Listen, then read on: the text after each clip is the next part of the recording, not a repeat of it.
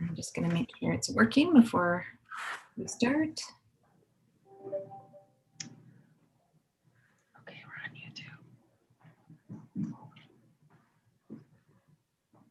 All right, just going to make sure it's working before. There we go. Then I have to make sure that the audio is working, so we are good to go. And I will start sharing.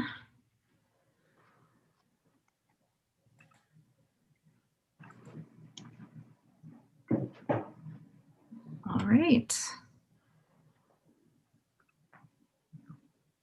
And here we go. All right, well, welcome everyone. We're going to get started with our webinar for today. So this is our third in our four-part series of the webinar series that we're doing for the Collaborators Forum, or in place of the Collaborators Forum this year, where we are focusing on the 9 core features of PBS. And today what we're going to be focusing on is in older adults. We've had different age groups within our 4 presentations. Our keynote today is Jeffrey Buchanan from Minnesota State University Mankato. I'm Erin Farrell, I'm the facilitator for today, and our Zoom host is Muna Khalif.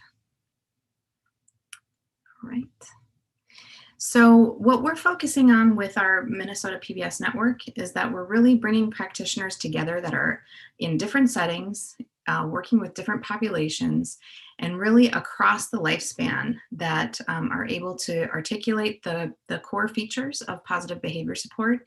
And we're looking to share about that within our exemplary communities so that we can really coordinate services and work together and bring everything together, break down all of the barriers that are keeping people from collaborating. So what we've been doing in the Collaborators Forum webinar series is focusing on the 9 core features that we've identified, and we'll have some of the resources up here. But with the features being changes in lifestyle, working across the lifespan, using across settings, involving the people supported, creating effective change, helping improve outcomes by involving everyone and making the changes together, decreasing the likelihood of problems, and using research knowledge across science, also integrating multiple theories and values. So it's really not any one discipline, but all of us working together. So I'm going to go over the first couple of webinars that we've had, but also just kind of a note on here, and we'll have another slide later. We do have a lot of community partners within the work that we're doing that you will see down on the bottom here. So if you're interested in the upcoming webinars as well, our registration is on here also. So what we have been focusing on these core features from, it's based on the Positive Behavior Support Evolution of an Applied Science in Journal of Positive Behavior Interventions, and really looking at, how do we put all of these things together to positively support people across different environments. So we do have some resources on this article here. I'm not going to go too much into it because I know that our keynote today has some information on the article, but that's just where you can find it as well. But all of these characteristics that they're highlighting in this are likely to produce future evolution of positive behavior support with respect to assessment practices, intervention strategies, training, and extension to new populations. So we're really trying to bring everyone together and promoting positive behavior support. So again, these are the 9 core features that we've identified, and it's really universal for all. We really want to see that this is positive behavior support strategies that people are using across the lifespan. So what does that have on life trajectory? Well, if we look at the collaborative services that we're providing within school, as well as from birth to early childhood, school age to transition, then into adulthood and aging, there's really opportunities for us to be providing services with this model that really help individuals to achieve their vision for a full life in the community, instead of those around them identifying what supports they need for them. It really gives them a chance to have a say in what they want. So it really increases the positive interactions and life trajectory, instead of just having services provided that really aren't targeted within the positive behavior support. So what we've been focusing on across the lifespan is that we have positive behavior supports within early childhood, in school age, as well as in adulthood. And we've been really working within the network to identify what are the universal supports that we're providing within these positive behavior support communities. So we have these identified within a tier 1 system. So these are universal supports that are provided to all individuals within these different age categories. And as well as we've been working to identify what is also within a tier 2, so the next level of what people are needing for support in any of these environments. So again, in early childhood, in K-21, and in adulthood. So a little bit more support needed, and what does that look like? Then we've also identified tier 3. And again, these are all working documents, and this has all been done with the support and work of so many amazing individuals, especially on this call. Rachel Freeman, Garrett Petrie, Tim Moore, a lot of people have been putting a lot of things together to look at how are we integrating positive behavior support across the lifespan and across the tiers and levels of support that's needed. So what we've tried to do with this webinar series is to really bring it all together and look at these 9 core features of positive behavior support. And within each webinar that we've offered, trying to identify how people are using these 9 core features across the lifespan and within those different tiers. So the first presentation, or the first webinar that we had, was with Dr. Kevin Filter. And he looked at children and young adults. The session was recorded and is on our YouTube channel if you're interested in that. And he really looked at the 3 features involving the people that are supported, creating effective change, and providing support for a person tied to supports for all and with supports by all. And then going into those different tiered levels of support within school age. Then we had our last webinar was with Dr. Bonnie England from University of St. Thomas, and she focused on early childhood. And the features that she looked at were changing of lifestyle, working across the lifespan, involving the people that are supported, and emphasis on prevention. This one was also recorded and streamed to our YouTube channel. So if you're interested in that, we'll be putting the links to the YouTube channel in the chat as we're going. Now today, what we are going to have is we're going to be looking at older adults, and we have our keynote speaker is Dr. Jeff Buchanan. He's from the Minnesota State Mankato, University of Mankato, and he and his team, so there are multiple people that are going to be presenting with us today. They're going to be looking at the core features of creating effective change, which are focusing on systems change and multi-component interventions with flexible data collection, helping to improve outcomes by involving everyone in making changes together and collaboration between stakeholders, and emphasis on prevention. And you can see if you look at our 9 core features that really does flex between a lot of the things that we're looking at within those 9 core features. So just to give you a quick little introduction to, I'm going to introduce Dr. Jeff Buchanan, and then the rest of the team that's presenting today will present as they start. So Dr. Buchanan's specialty is in geropsychology, I hope I'm saying that right, with an emphasis on families and patients dealing with Alzheimer's. His interest in aging began as a child after spending a great deal of time with his elderly relatives. His interest in aging grew in his undergraduate years through working in an assisted living facility. Professor Buchanan received his bachelor's degree from the University of Northern Iowa. He attended Minnesota State Mankato for his master's and received his PhD from the University of Nevada at Reno. He comes to us from MSU, from the VA hospital in the Twin Cities, where he was working in the memory disorder clinic.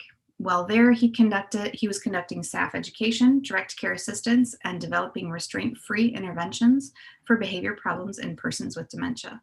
Within the field of geropsychology, he has done work with individuals suffering from post-traumatic stress disorder, other anxiety disorders, and depression. Dr. Buchanan has conducted research on and implemented programs for reducing stress in the caregivers of those with dementia. His extensive clinical work is being utilized in his courses as he emphasizes both research methods and clinical practice in his teaching so that students can come away with an idea of the possibilities in this expanding and important field. During his time at Mankato State University, he has continued his work and research with elders in the community. What I'm going to do now is I'm going to let Jeff take over, and I am going to stop my share so that he can share his screen. All right. Well, thank you very much, Erin. Let's see. Attempting to share my screen here. It looks like I might need to be enabled to share. Be able to help him with co-host? Apologies on that. I thought I did that already. Here we go. Not a problem. Okay. Here we go.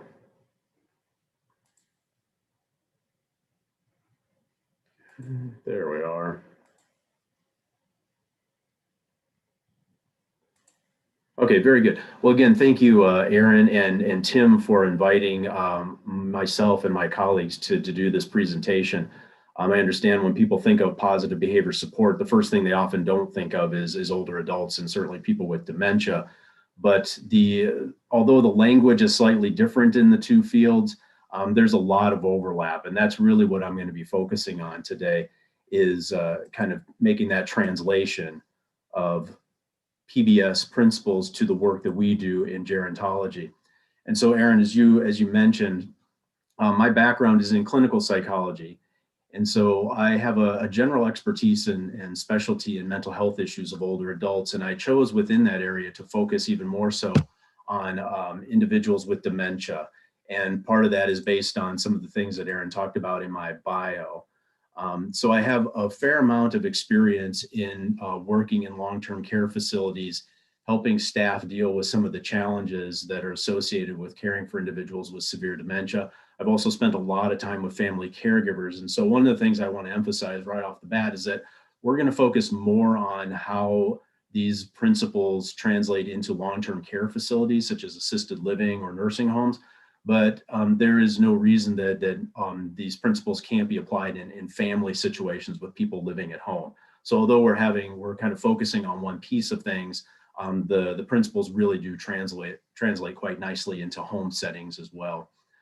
So what I'm going to do is I'm going to be focusing on the general principles, although I'll be focusing on a few of those core principles that Erin mentioned. I got kind of ambitious, and I tried to work in most of those core principles from the Carr article, because when I read that, I was just really pleasantly surprised at how much of it translated so nicely to the work that we do in gerontology. So I'm going to briefly touch on pretty much all of those principles, but we're going to focus much more on systems change, multi-component interventions, and then prevention. So here's what I'm focusing on. And then my colleagues at the Veterans Home, they are going to present some nice case studies that are going to take some of the general principles that I'll be covering and really show how they apply in real world settings. I have done and still continue to do a fair amount of applied research, but the research context is still very much different. Even when it's applied research, it's different than the day-to-day stuff that practitioners are doing in the real world, if you will. So I think it'll be a really great supplement to have the folks from the Vets Home talk about some of their work, because I think you'll see some of this really then in action, and they can talk much more about that.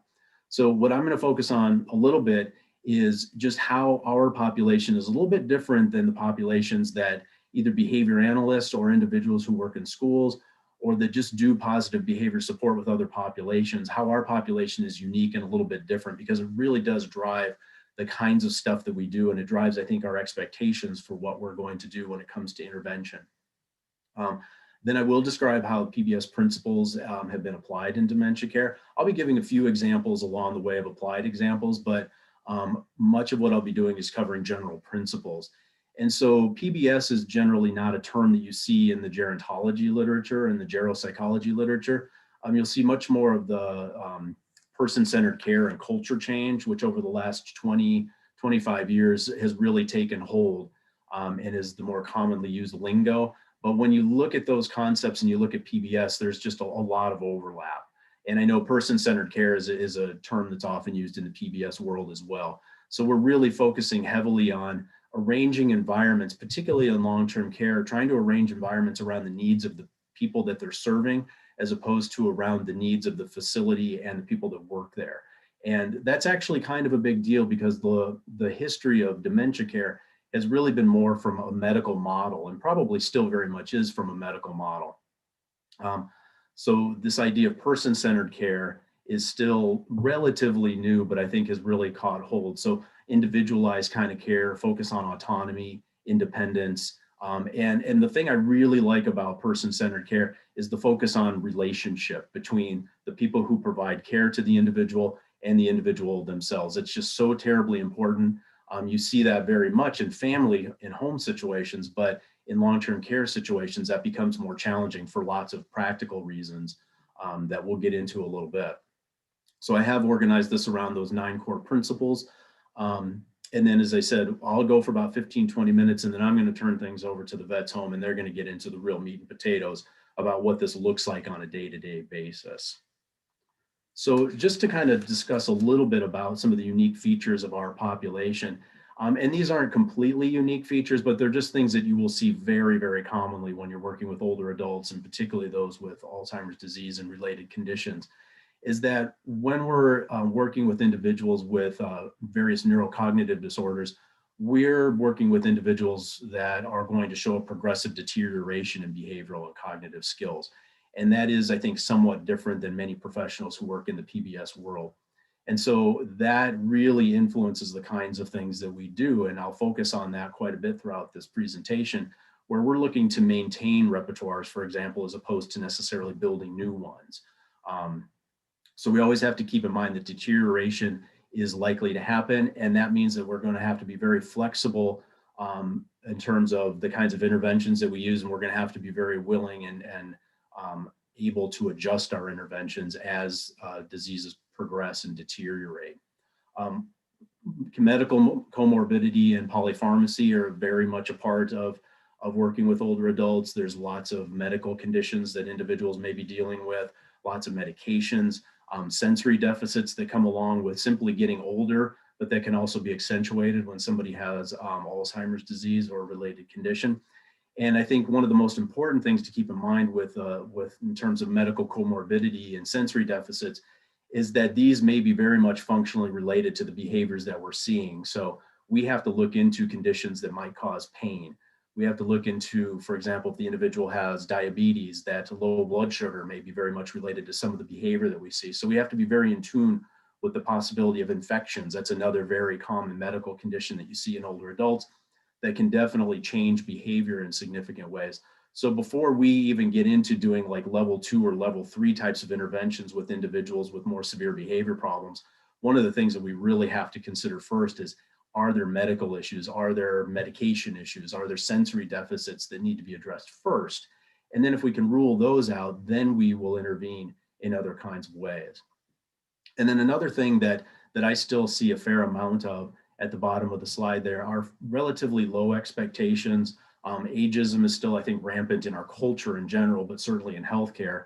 And then therapeutic nihilism, which was one of my favorite terms, is basically that intervention in this population or rehabilitation is just not warranted because of the nature of the diseases that people are dealing with. so that individuals really can't benefit from intervention. And so we're just trying to keep people comfortable. That's something that you hear quite a bit. And I think that's a very well-intended statement, but I think it misses opportunities to really support individuals in more meaningful ways and to help them be more independent and more engaged in their environment. So those are some, I think, unique features. I won't spend much time on this next slide, but it's really just to demonstrate how multidisciplinary this field is, which is really wonderful as a researcher and as a practitioner, because we can draw from literatures in multiple different disciplines. And you'll notice that at the very bottom there is applied behavior analysis. So in the PBS world, I think applied behavior analysts are probably at the top of the pyramid, or close to it, as along with educators, special education professionals and such.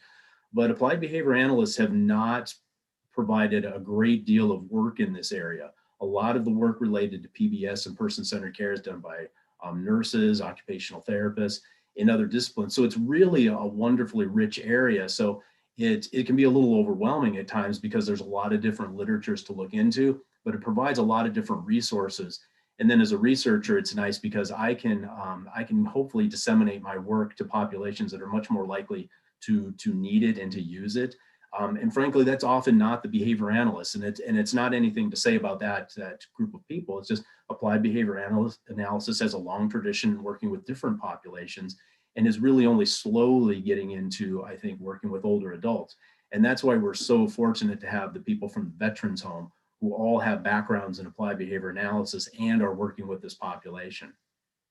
And I should just mention real quick that although my PhD is in clinical psychology, in a sense, I think kind of minored in applied behavior analysis. University of Nevada, if you know anything about it, we have a very strong tradition in behavior analysis. And so I took all of my electives with the behavior analysis program. My advisor, Jane Fisher, had a background in behavior analysis. So that's very much a part of who I am.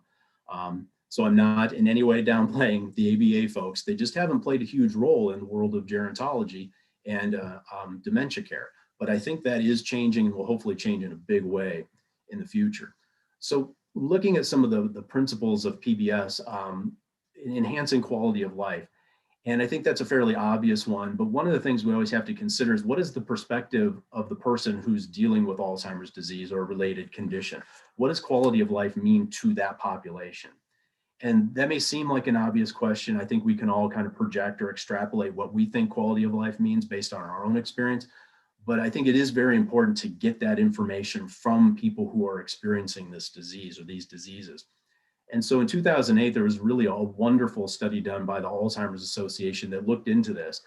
They did focus groups around the country asking individuals with this disease, what does quality of life mean to you? And what is it like basically to be an individual with Alzheimer's disease living in this culture?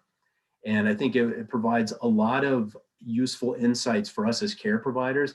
I think it provides us a sense of empathy and a sense of understanding of where individuals are coming from and just how scary this situation really is. Because we've got individuals who have been highly functioning, independent individuals for decades of their life, and now all of a sudden are experiencing changes in that. And that's very difficult. And so many people, research shows that maybe half of individuals are quite aware of their symptoms. And so they work hard to try to hide those symptoms from other people in their lives. So people are aware of this, they're aware of the stigma, they're aware that other people around them, particularly their older friends and family, when they hear Alzheimer's disease, you'll get a reaction, whether it's an overt reaction or a private reaction. People are very aware of this. And so we have to kind of keep that in mind, that people can be self-conscious about this, basically. There's a fear of becoming overly dependent. There's difficulties with the medical communities that people struggle with a lot, feeling left out of conversations, for example, not being talked directly to. Some recent data shows that still half of individuals with this disease, Alzheimer's disease specifically, aren't told about their diagnosis directly. They may be told by a family member who gets the diagnosis from a medical provider. So people are often very frustrated, and a big part of the frustration also is follow-up care. Many families struggle with getting the diagnosis and then getting very little in terms of follow-up care, and it's especially true in our rural communities. But individuals have this desire to remain active, to contribute, and you can see on the right-hand side is just kind of a very quick summary of research that has kind of pulled together work done on quality of life with individuals with dementia, but you can see how this overlaps very nicely with positive behavior support, is that the importance of connection with other people in their environment, having as much control over their environment as possible, not being defined by the disease, but being seen and treated as a person. And we're going to get into that a little bit more about understanding histories. Histories are so terribly important with this population.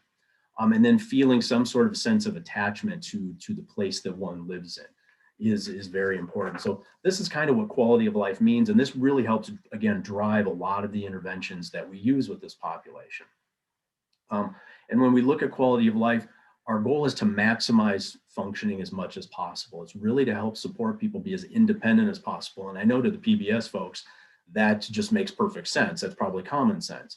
In this population, it's not as much common sense because, again, we've got individuals with sometimes very severe disease. They're deteriorating over time. And so the idea of maximizing functioning is not always at the forefront of the minds of caregivers. So we're looking at maintaining repertoires as much as humanly possible, as opposed to building them. There is some literature to suggest that we can build some repertoires, at least temporarily, but I'm not going to get into all that here. But one of the things that I think can get more difficult as you work with individuals who are more severely impaired is identifying strengths. So for individuals in the milder or middle stages of these diseases, ambulation, the ability to read, those are things that are still there. Social skills to some extent are still there. But as people get into the more severe stages of this disease, it can be more difficult to think in terms of strengths. But individuals may still be able to make eye contact. They may be able to still gesture. They may be able to still smile. And focusing on those little things, I think, is really important because those are still strengths that we want to try to maintain and reinforce as much as possible. And then a big principle that is very important to me in the work that we do is reducing excess disability. Is that removing disability in excess to what the disease causes. These diseases cause a great deal of disability, but when you put on top of it other medical conditions, sensory problems, medications, and then also a social environment that is not as supportive as it could be, all of those things simply add disability. Things like depression also add disability. So I'm always looking for what are the pieces of the environment that we can address that will help minimize as much of that excessive disability as possible. So I just find that a very useful principle in approaching this kind of work.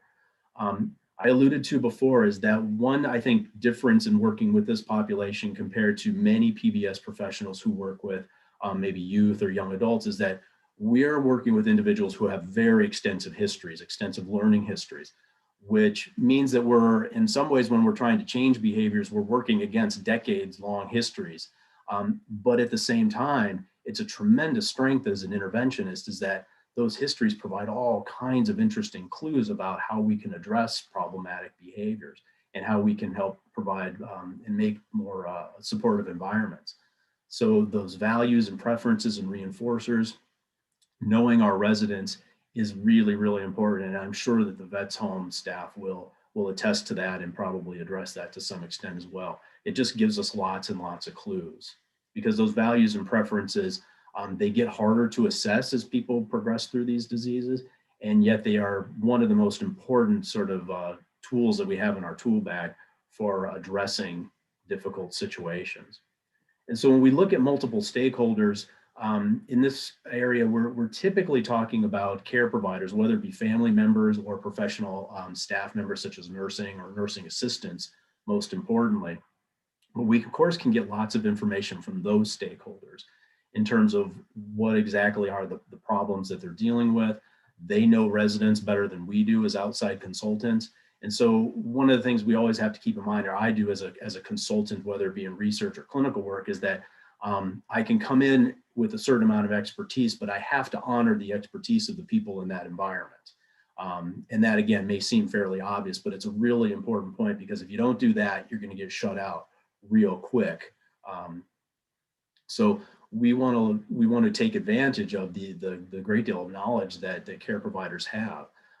We want to assess from those care providers the social validity of our interventions. So we can come up with great intervention plans, but we need to know, are they feasible? Are they practical? Will people do them? Because they might, for example, in some of my applied research studies, they might do them because they're supposed to because administration says they're supposed to and they're collaborating on a project. But if I create something that's not going to continue to be used, then I haven't really made much of an impact. So we have to really, I think, be in touch with our constituents in terms of caregivers to see, is what we're doing feasible, practical? Are they willing to continue to do them, our interventions? And then of course, evaluating interventions, what I'll get to later on.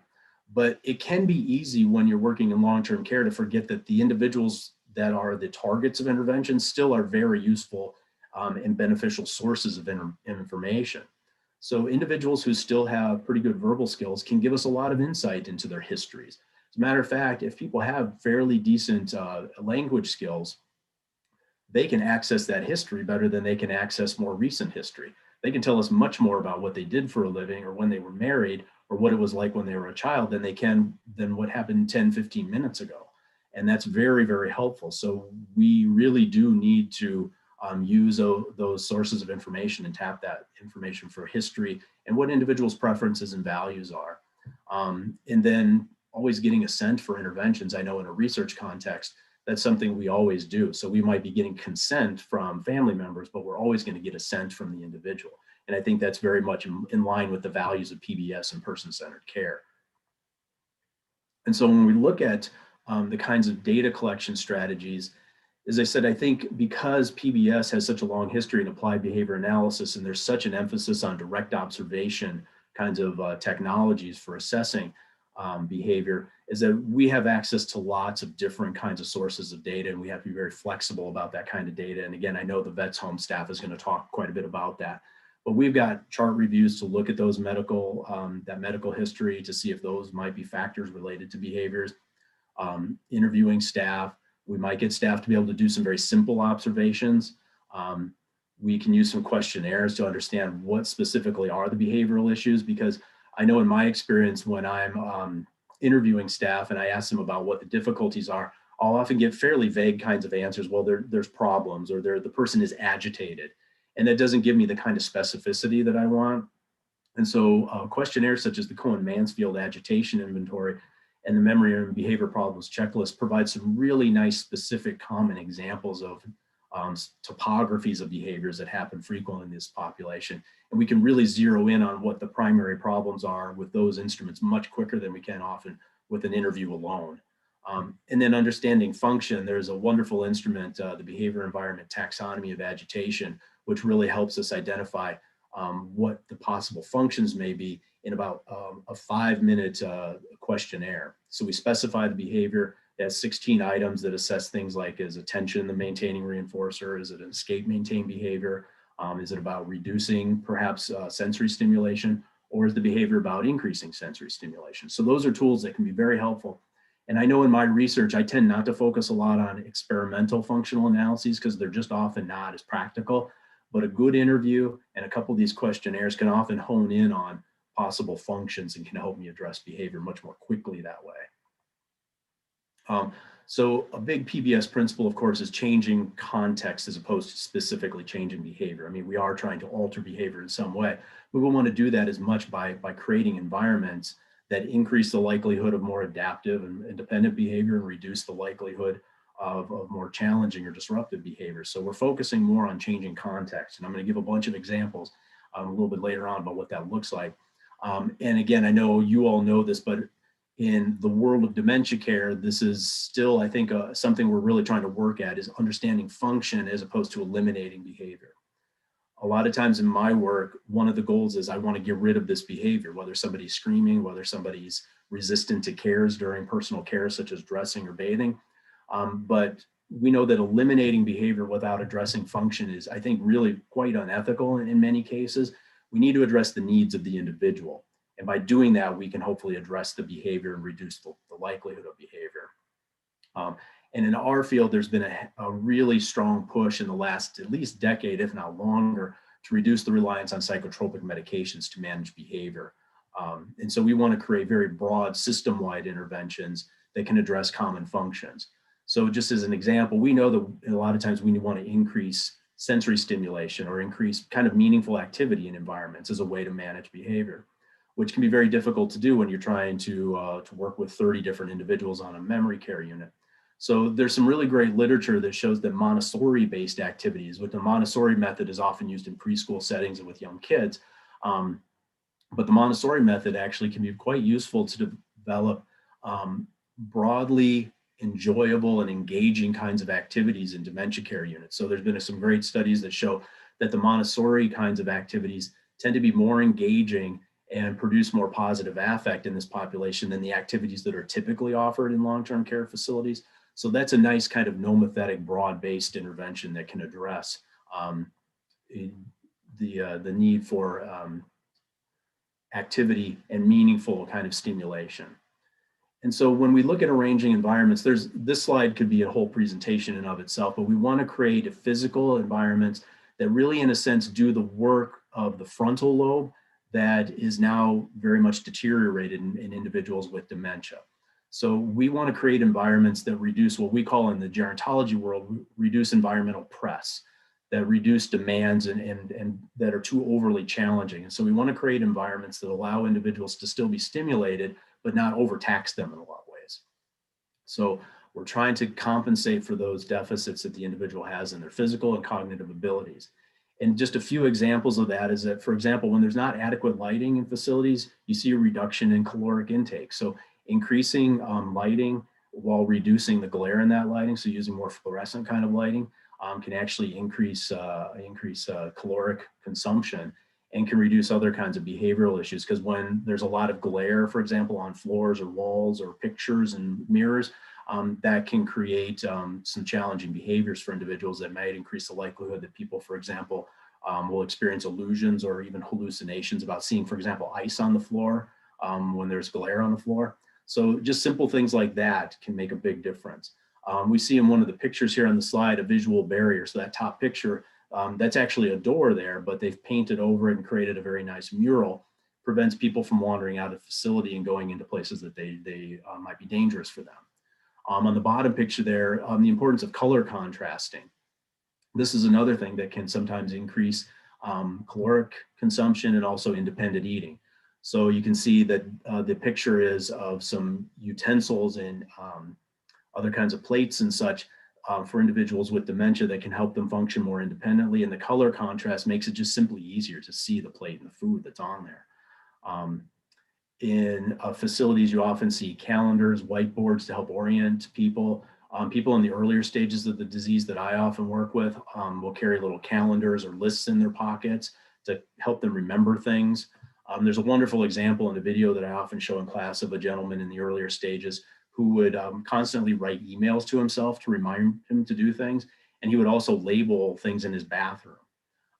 So for example, rubbing alcohol versus mouthwash, because at one point he had actually used the rubbing alcohol as mouthwash, and that's not a pleasant experience. So simply having things labeled, particularly for people in the earlier and middle stages, can be very, very helpful so that people can be more independent.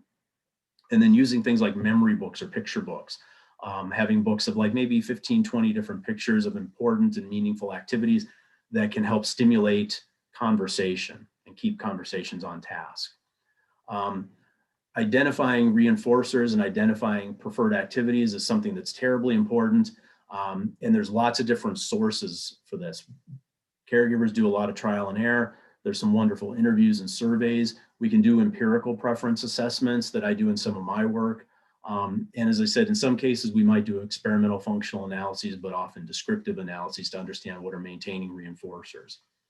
And so looking at how we use those kinds of preferences and those things that people are engaged and interested in, that, for example, environmental enrichment. So we can create environments for individuals that provide them simply more access to the stuff that they like and are interested in. And again, this may seem very obvious, but when people progress into later stages of dementia, it can be hard to identify what their preferences are, what will engage them, what do I do with them?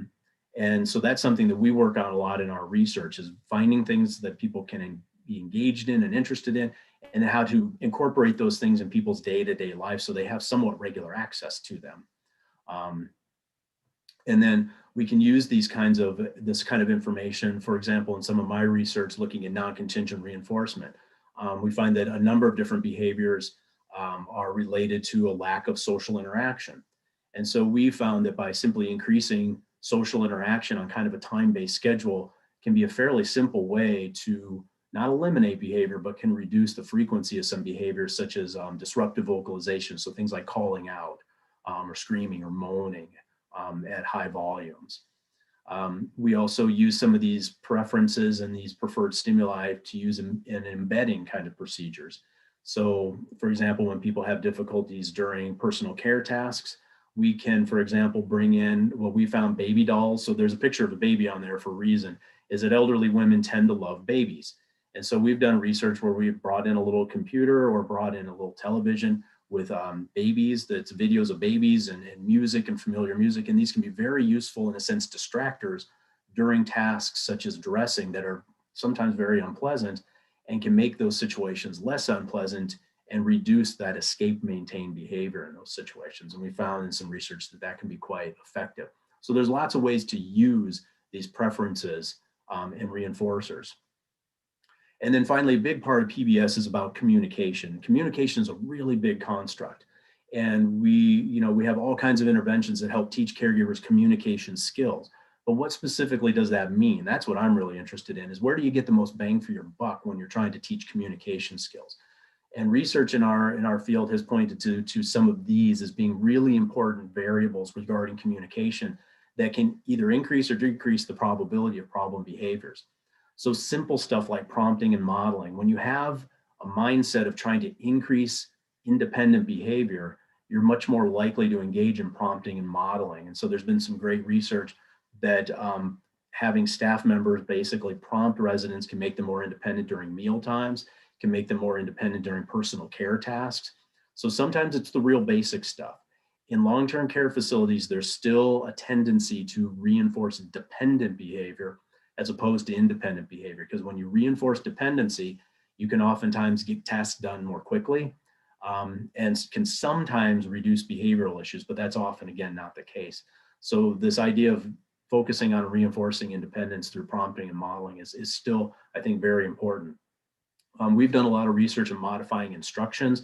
So there's a long history of research by Rex Forehand, for example, working with young children in providing specific, what he called alpha commands, very specific, direct, one-step commands as opposed to beta commands, which are indirect, vague, or commands that are actually followed through for the individual, and the individual never has an opportunity to follow through. We found that in a fairly large study, about half of the instructions provided by nursing assistants are beta commands. So that's not the best situation.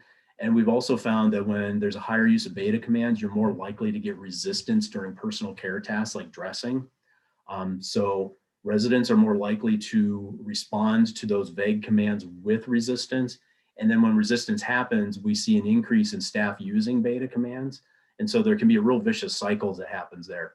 So modifying instructions, modifying repairs. So instead of correcting mistakes, verbal mistakes that people make, we try to help keep people on task or on track with conversations by using really what are called indirect listener repairs, but a lot of it is about validation.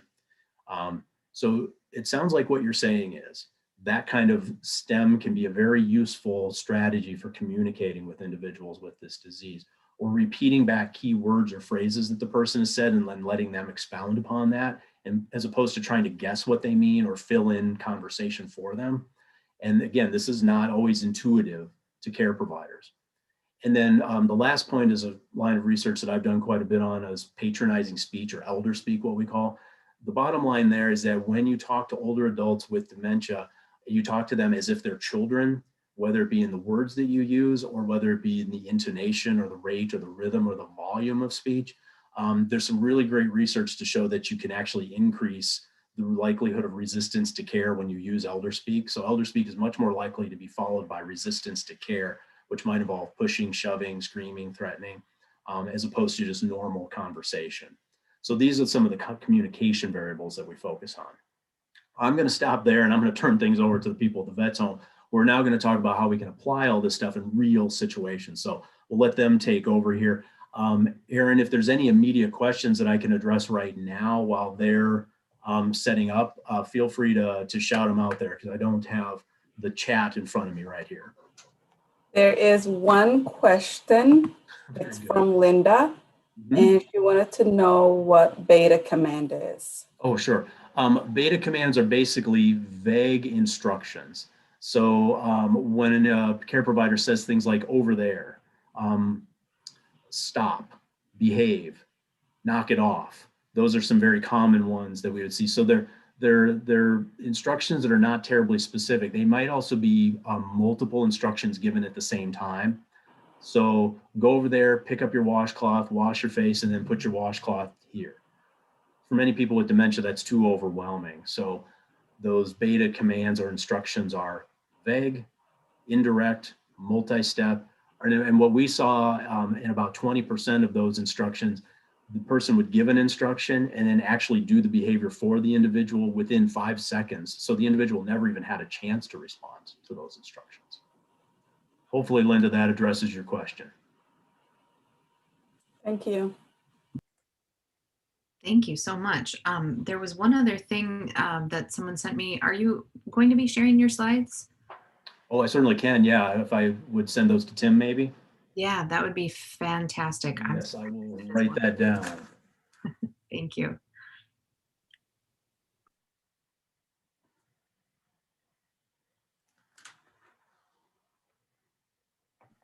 All right, let's see. Let me pull up. So now we're going to hand it over to the team. Here we have Laura, Brian, and Jenna. They'll be introducing themselves as they get going with things. So we'll go ahead and let you take it over. What do you do? So Brian's trying to set everything up.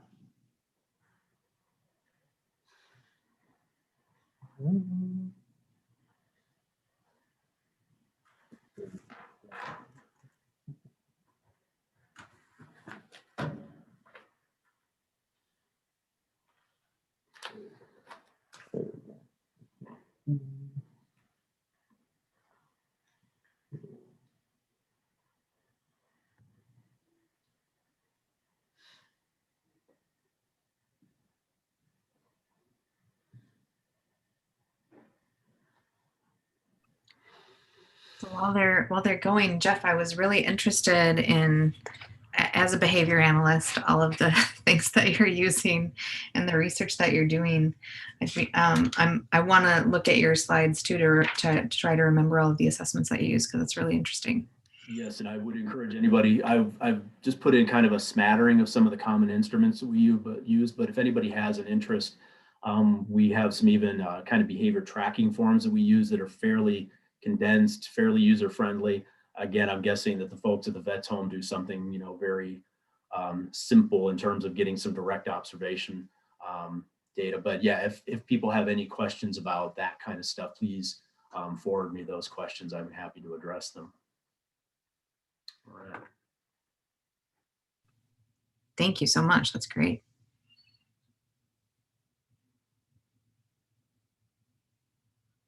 And someone sent a message to me, yes, please, to the tracking sheets. Can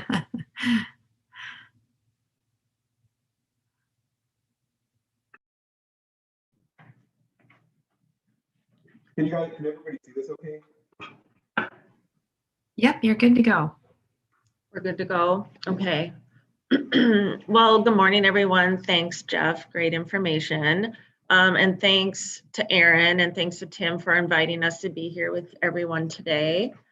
This is the first time presenting with Jeff, and I've been working with you, Jeff, for about 13 years now. So we collaborate with Jeff in research, and then we also take on his practicum students in the summer.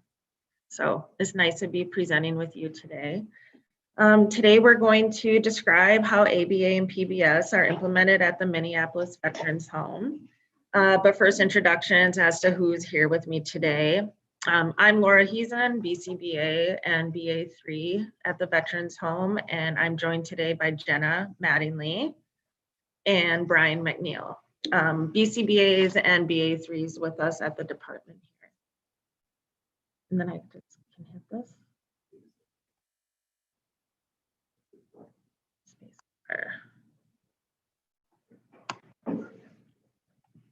Sorry, you guys.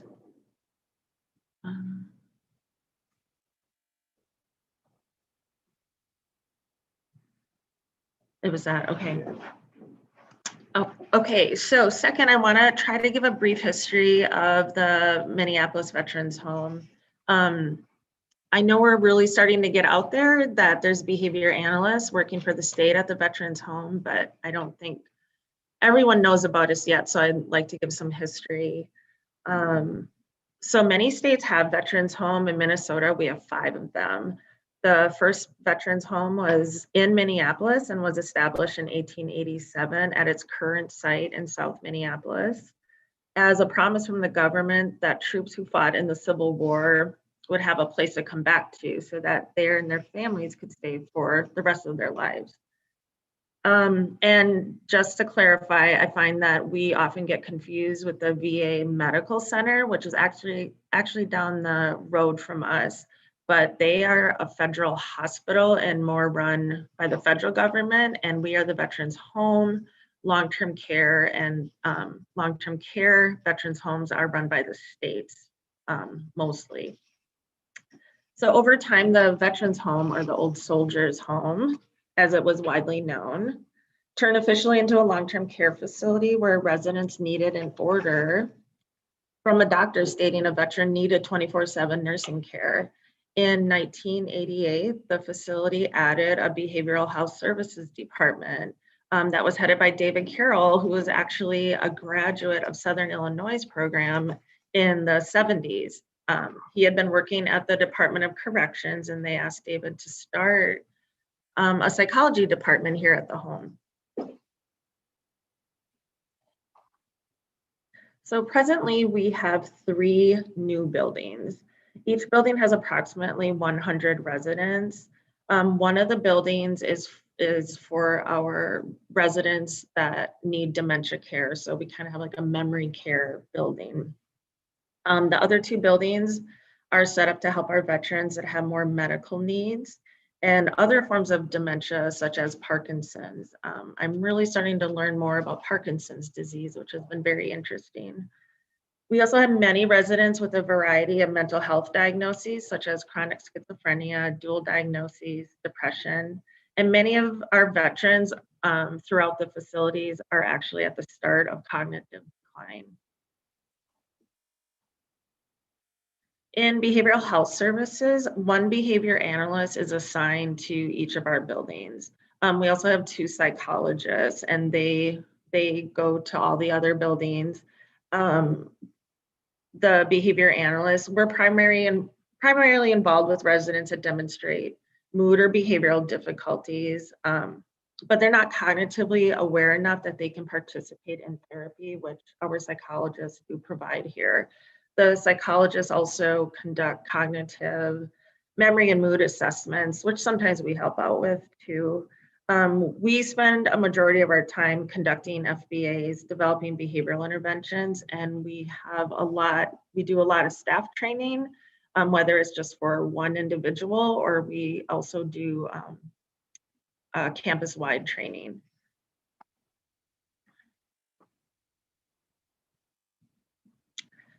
So given that approximately 80% of our residents have some type of dementia, our department is often presented with residents that display behavioral and psychological symptoms of dementia, which are presented here. Many of our orders are to evaluate residents that are displaying physical and or verbal aggression, but we also are asked to assess someone who's demonstrating delusions or hallucinations. We're brought in a lot to kind of decipher what's happening with that. These symptoms are often the focus of our work. These BPSD, these symptoms are often the focus of our work because they have the most significant consequences and often present a safety risk to not only the resident, but to staff.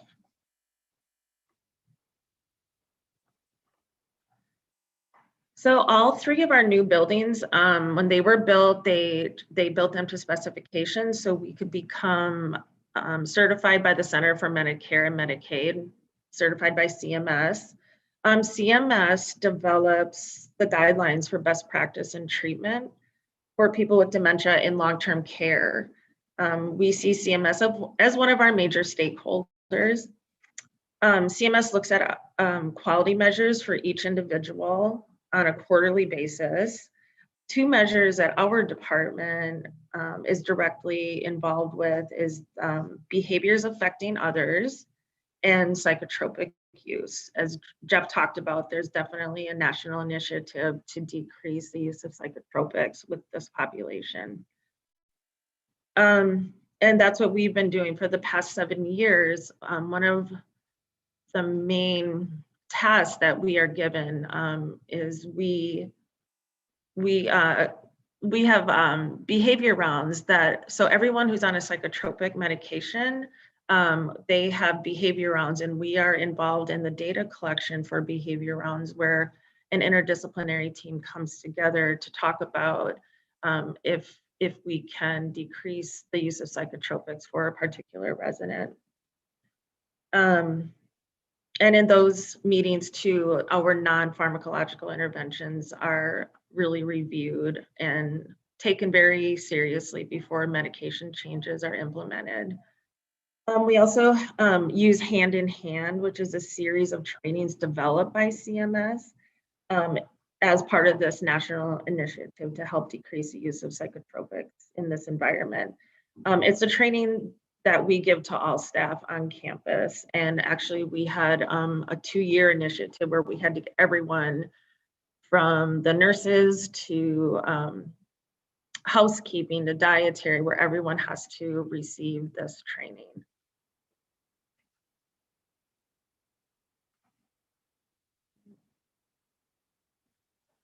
Okay, so dementia care is a team event. Multiple departments, as Jeff was talking about, collaborate, and are members of our stakeholders.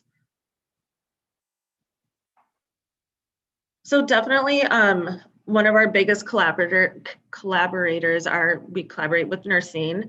Nursing is the main department within any long-term care facility. And we're kind of the ancillary departments to nursing.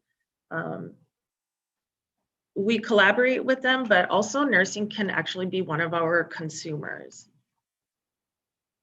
This is the kind of the hierarchy of nursing at the veterans home. At the bottom are the human services technicians.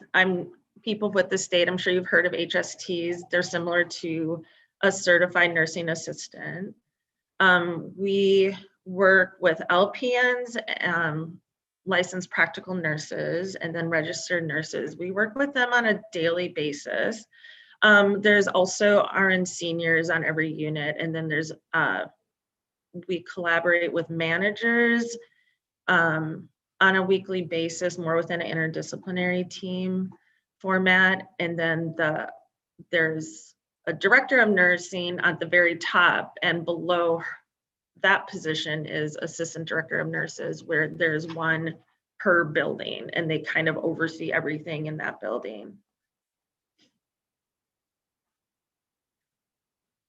The HSTs are our direct care staff, and they are the stakeholders in that they work with us on a daily basis to develop effective interventions to give better care for the residents.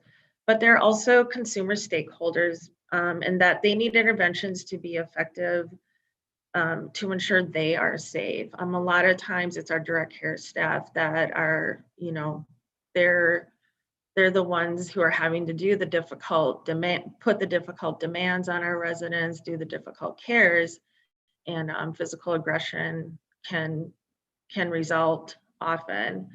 And this affects their job satisfaction, and in turn, it affects our staff turnover. So we play a big part in trying to prevent a lot of this and to keep giving them good education and training.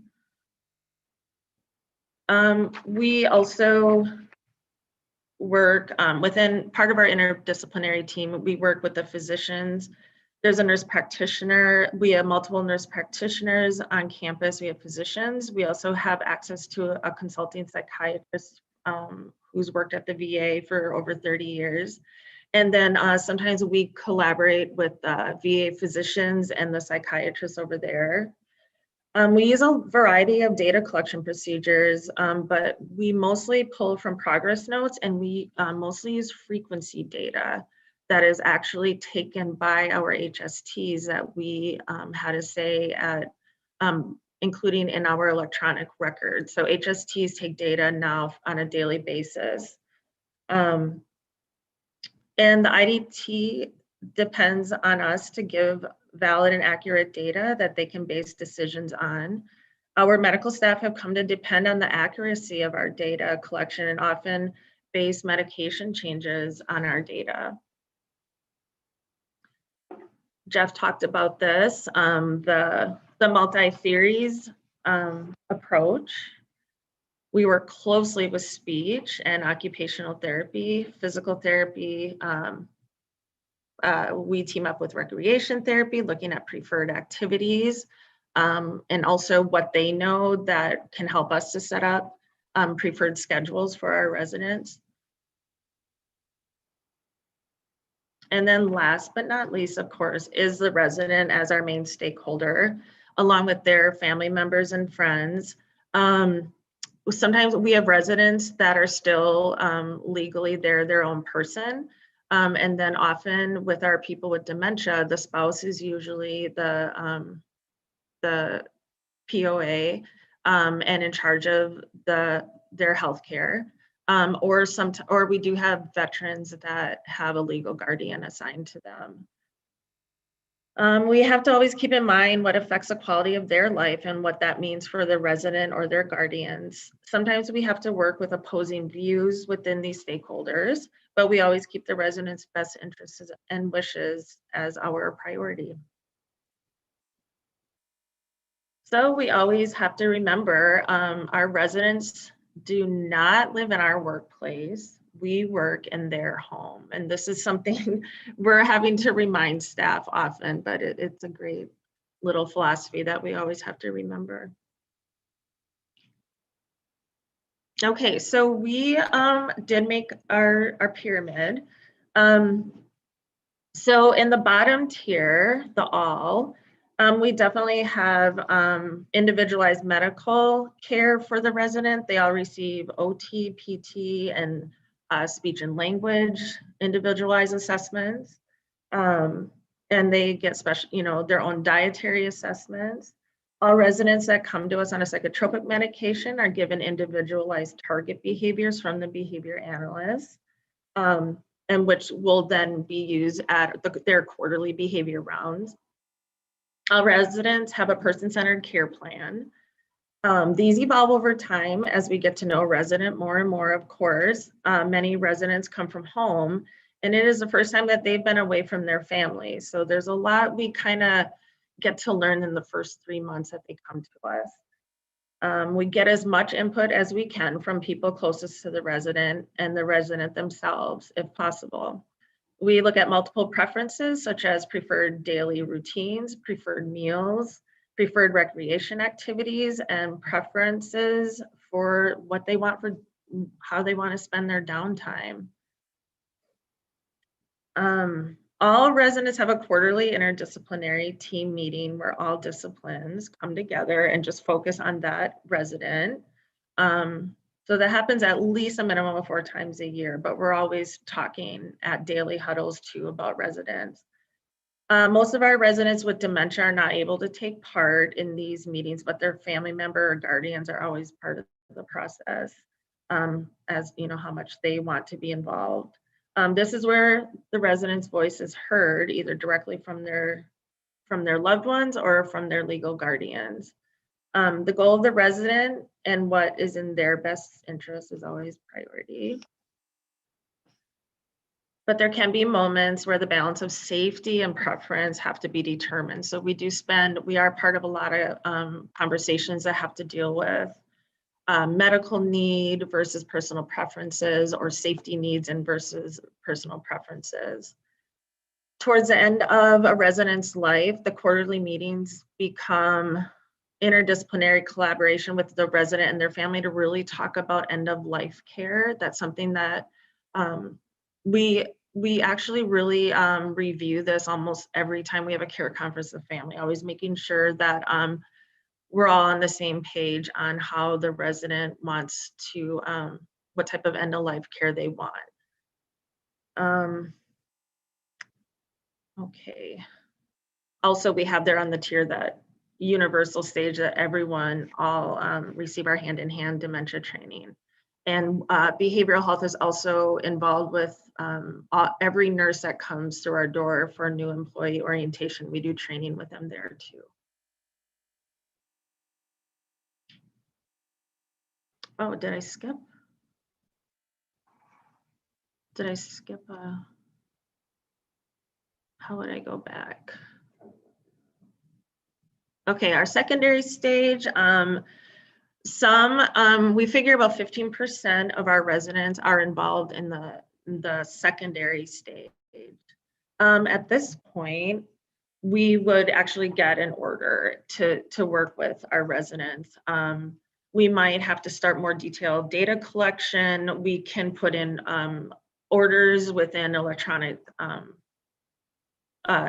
file. For nurses, we can start to get more detailed what type of information we're looking for, what we need them to document. We can ask nurses to take data every 15 minutes, 30 minutes, at hourly, whatever is needed. And then we're always looking at ways to support them. At this point, we probably will do some type of functional behavioral assessment. Of course, as behavior analysts, we're always looking at behavior in terms of what is the function of the behavior, and a lot what Jeff talked about too is what are they really trying to communicate. That's something behavior analysts I think are just so good at with this population. We might have to do more formalized preference assessment.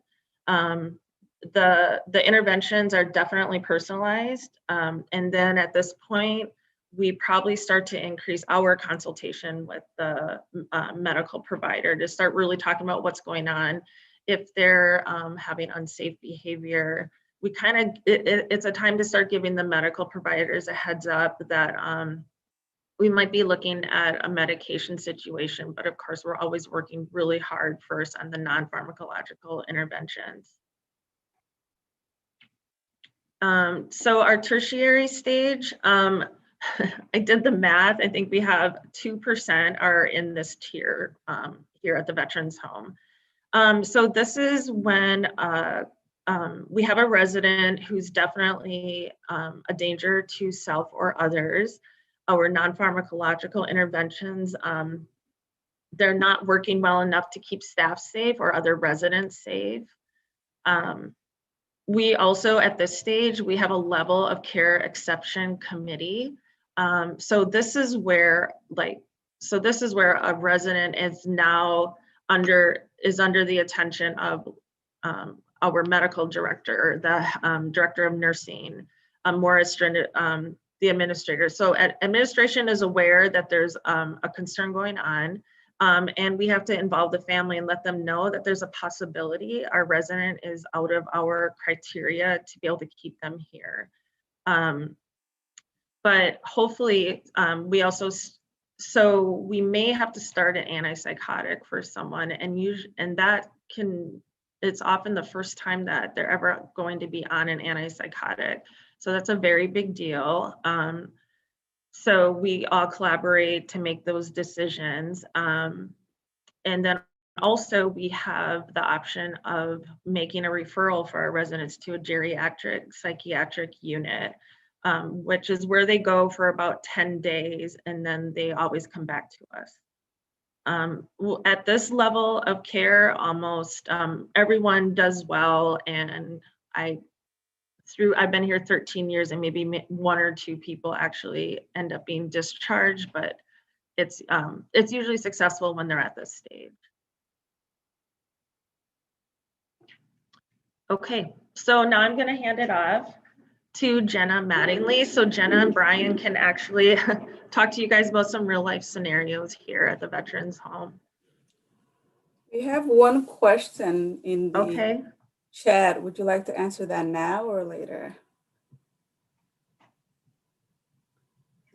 It's we can answer it now. I'm sorry, I thought you were talking to the person. Yeah, no, we can answer.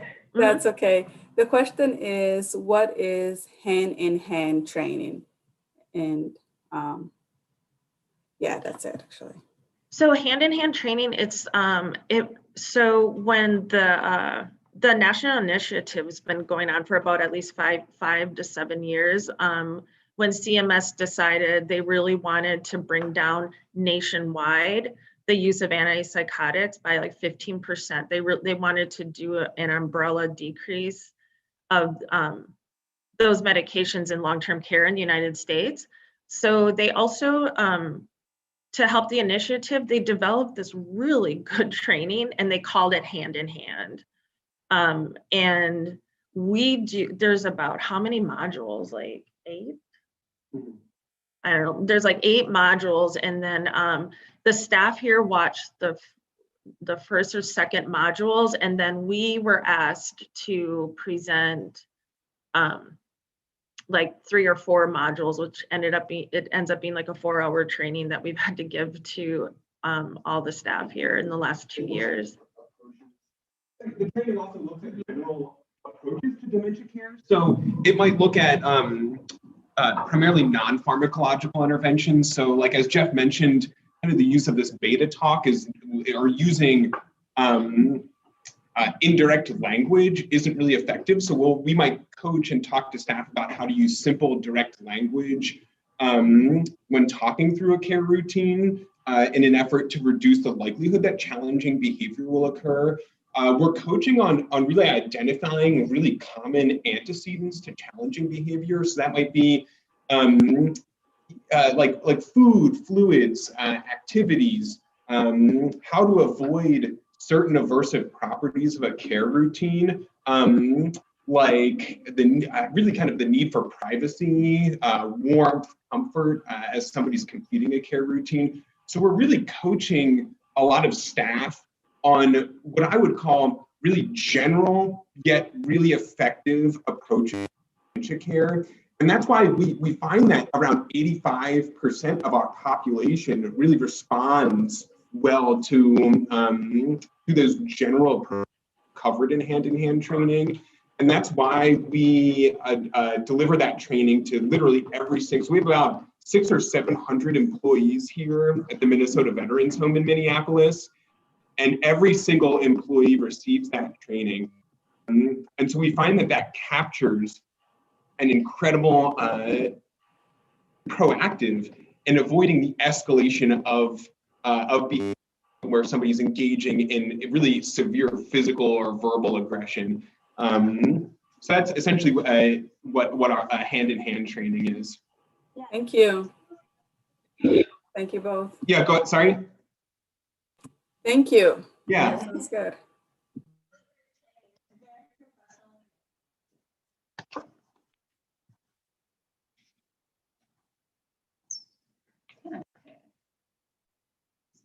Yeah, I have 2 computers set up here, so hopefully I won't get confused. Let's see, set spacebar.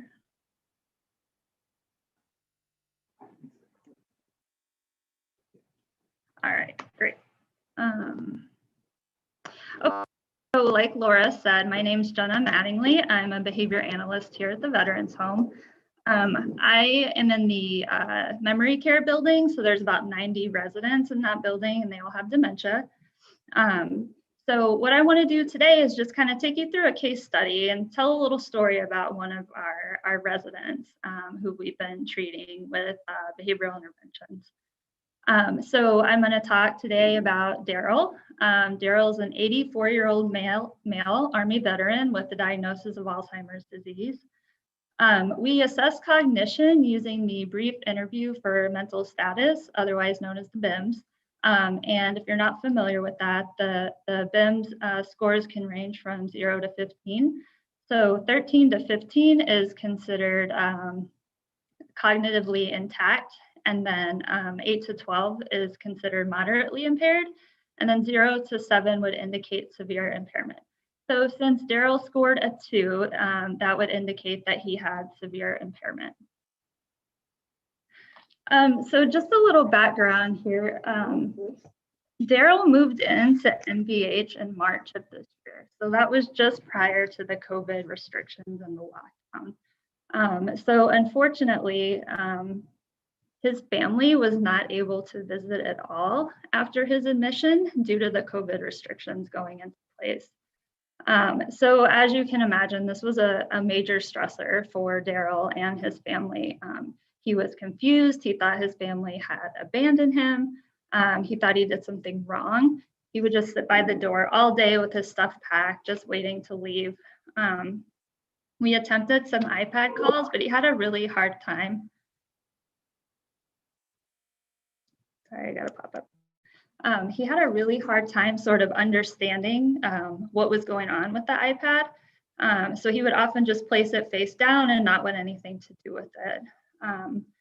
So just imagine how hard this was for him. He's in a new place. He's moved from home. There's not a single familiar face in his environment. He was scared. He's in this strange place. And so, of course, he presented with some behavioral challenges. In addition to that, now we have the introduction of the PPE. So here at the vet's home, we wear a surgical mask and face shields or safety goggles. This, made communication incredibly difficult. He would often say, "I can't hear what you're saying. Take that thing off your face." He might try to pull off the PPE. And so that was a big trigger for him as well. So fortunately, over time, we kind of learned that if we stood on his right side at an angle, placed our hand on his back and spoke into his ear like that, he could understand us 100% of the time. So thankfully, we're able to communicate with him effectively with that right now. So some of the referral behaviors he presented with when I got involved were physical aggression. So he would hit, kick, punch, push. He was verbally aggressive. He would make threats, "I'm going to kill you." He'd say, "Get out of my house."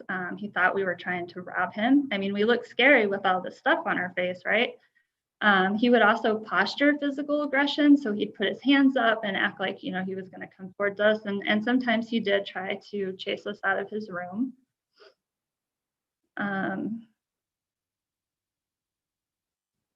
So when we're looking at these behaviors, I want to go over the tier 1 interventions that Laura went over. So kind of the general nursing approaches here are offer food, fluid, and toilet, right? Because what nursing is trying to do is they're trying to anticipate the needs of the residents.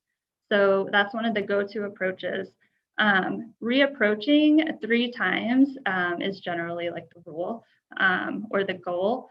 So if you're unsuccessful with the care, then you're going to reapproach. And then we're also going to rotate staff to see if maybe a different person can have success with that.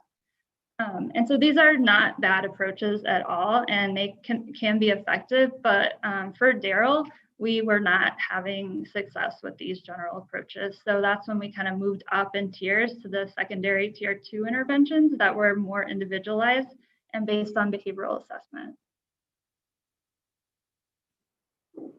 So I didn't have time due to the severity of his behavior to really do like a full, long, drawn out behavior assessment.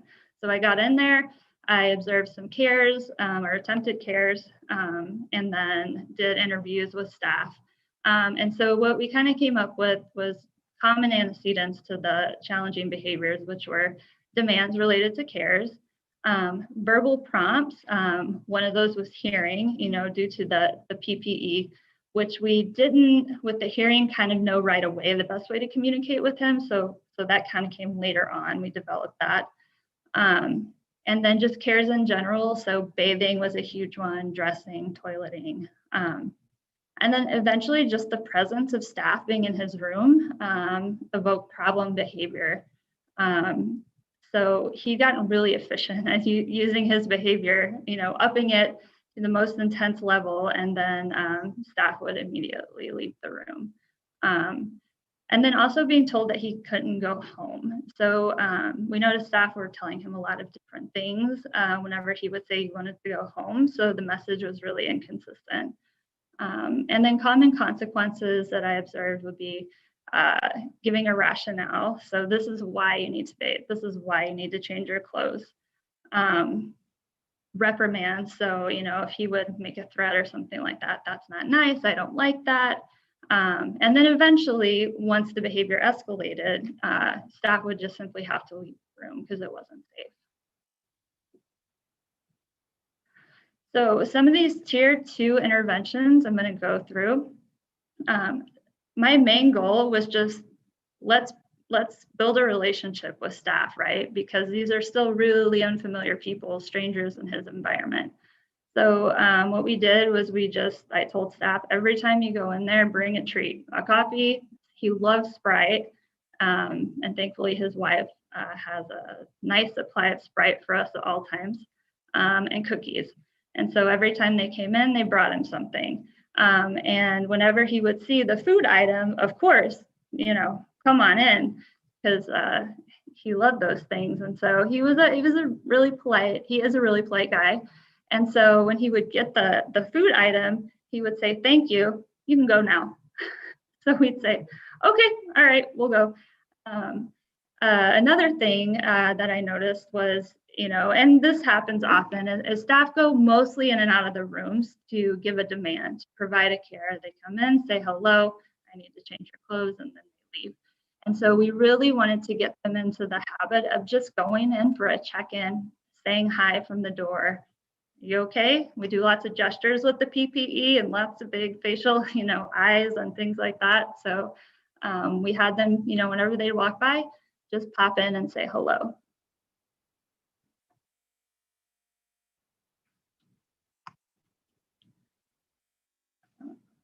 Okay, so next, since we know that verbal interaction with him could be a trigger, we wanted to provide some visual cues instead.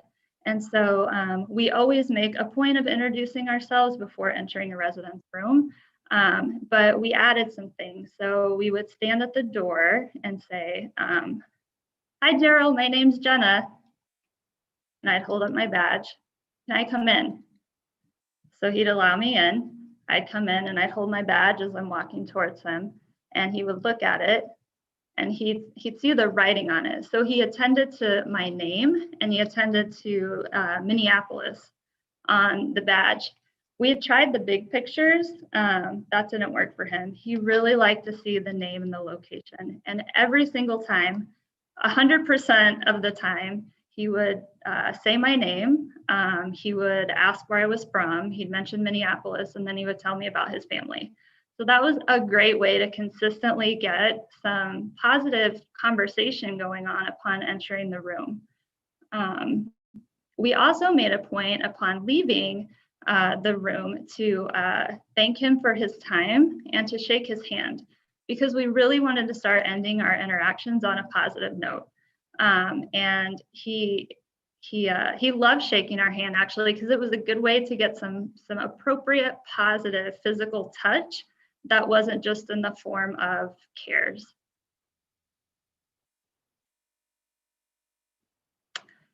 So we had some specific protocols to follow during cares. So we really wanted to limit those verbal prompts because they could be a trigger. So we would just have the materials ready, and we'd also use a gesture prompt. So for washing face, we'd have a washcloth and just hold it in front of him and not say anything. He would take the washcloth and say, "What do you want me to do with this?" So we'd just do this, and he would do it. Same with getting dressed, just handing a shirt, modeling how to unbutton, and he would do it.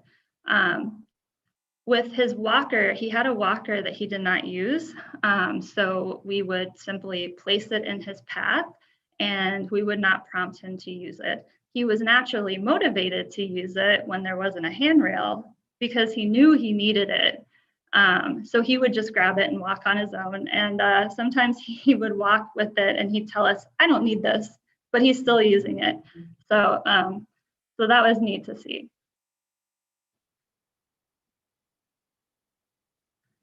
Another thing we did was we learned to form our demands in the form of questions, right? So instead of saying, "I need you to take off your shoes," we'd say, "Can I help you take off your shoes?" And the important thing is always waiting for consent before proceeding. making that eye contact and making sure he's at a place where he's going to allow that help to happen.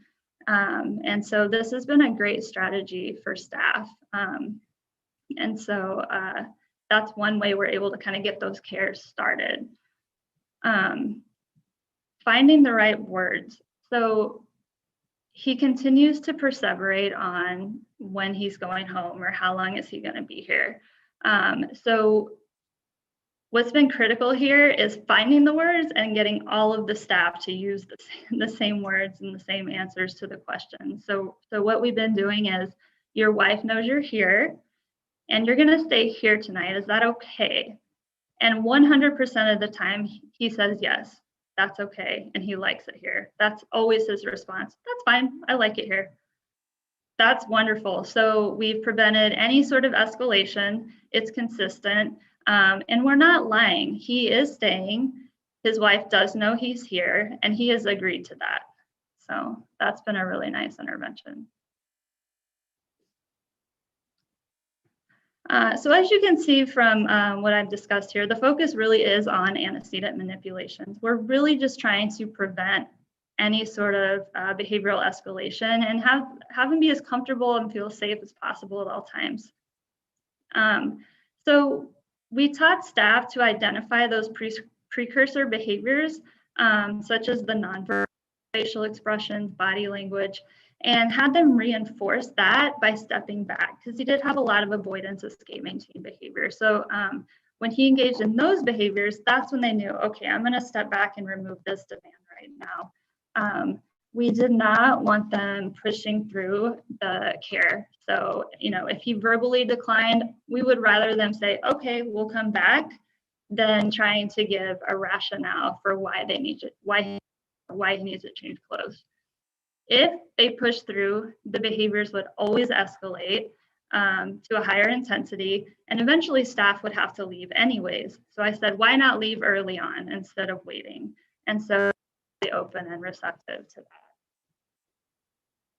Another big factor in this success was with the staff training and just acknowledging their struggles, validating them, and giving them permission to let certain things go. So we really want to teach them how to be good assessors in the moment. So that really meant teaching them how to identify those EOs, the motivation and in the moment, and be able to manipulate those EOs in the moment. So for example, if he didn't want to shower, so, why doesn't he want to shower? Is he cold? Well, let's give him a warm towel. Does he lack privacy? Well, let's cover him up. So really trying to figure out, what's going on there. So staff they're nursing. They're taught the nursing way to do things. And it can be really hard for a behavior analyst without nursing background to come in and tell them to do their job differently. So they kind of get these rule-governed behaviors, right? Well, if I have to give a shower, the person must be naked when they take a bath. So we would challenge this by saying, well, do they really have to be naked when they take a bath? Could we cover them up with towels, right? And we can do that. We can use that towel as a giant washcloth, right? And now they're warm and they have privacy. And so that has been an essential component of the treatment for him, especially when providing and giving showers and baths. And again, we just give them that permission to do things a different way. And so I've gotten feedback that that's been really helpful for them. Okay, this is my last slide, and then I'll turn it over to Brian. So just some quick outcomes. So upon admission, he did not take a bath or shower for weeks. He's now taking weekly baths in the spa bath, which that had initially resulted in really severe aggression just upon seeing it. Upon admission, he would not eat meals in the common area, and he would constantly perseverate on going home. He had his bags packed. So now he's eating meals in the common area and engages in positive social interaction with the staff. Initially, upon admission, he wouldn't allow any help. Now he accepts help most of the time, not 100%, but he does usually accept help when he's reapproached. So if they can't get it the first time, typically upon the second reapproach, they're able to provide cares. upon admission, he did not engage in positive social interaction with other residents at all. And now he'll sit in the common area, he'll watch TV, he'll comment and talk to other residents. So he's developing relationship with those residents as well. And then he would not use his walker to ambulate when he first moved in, but now he is using his walker. And if he does not, then simply placing it in the path, he'll use it then. So, Jenna, we have a quick question before you turn it over to Brian. So sure. I'll let it then.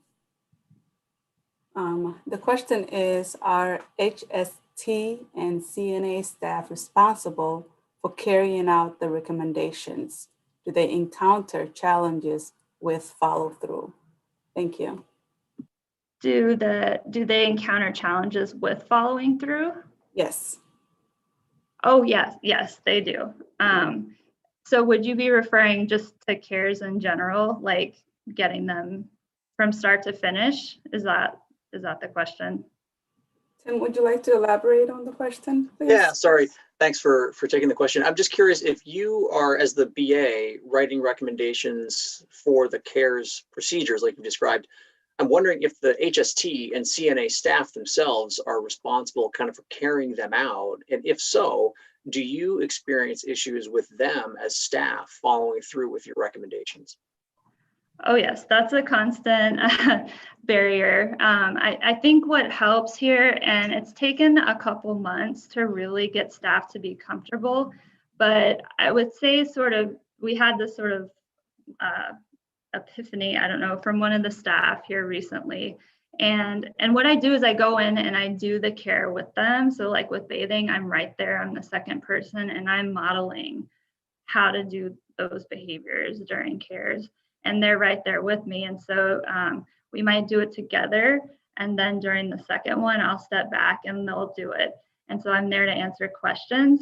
And so once they have start seeing that they can do these CARES without problem behavior, and they learn, how to provide praise and reinforce throughout the care as well, they get reinforced by that because now they're successful and they're the person that gave this resident a bath, right? And we even threw a party one day during the first bath. We brought donuts and everyone celebrated, right, for the staff giving a bath. So she's actually been able to train other HSTs and CNAs on how to give this person a bath since I'm not there all the time.